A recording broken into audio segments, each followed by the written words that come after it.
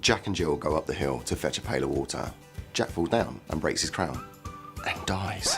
Now, as Jack doesn't have a will in place, Jill will have to sort out his estate. Jack's estate includes his house, his car, money in the bank, shares, buy-to-lets, and everything else he owns. Jack and Jill were together 20 years, but never married. Without a will in place, Jill gets nothing and cannot deal with his affairs. If they were married, Jill would receive the first £250,000 and a life interest in the remainder. If no kids, Jill would receive the first £450,000, with the remainder being split between Jill, Jack's parents, or his siblings. Now that might be fine if Jack gets on well with his parents and siblings, but not every family does. This may not be what Jack wanted, so let's replay the story with a simple mirror will. A mirror will is a will that states if Jack dies first, it all goes to Jill and then to the children, and vice versa should Jill die first. So let's replay that story.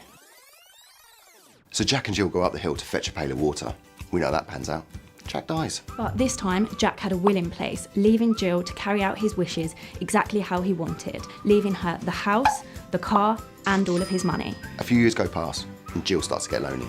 So she picks up her phone, downloads the app, and starts to swipe right. Jill meets Derek. The kids don't like him, but Jill does, so they decide to get married. Jill passes a short time later, but not from a hill, in case you're wondering. Her will stated that everything would go to Jack, but if he dies first, then everything would go to the children. So the kids get the estate, right?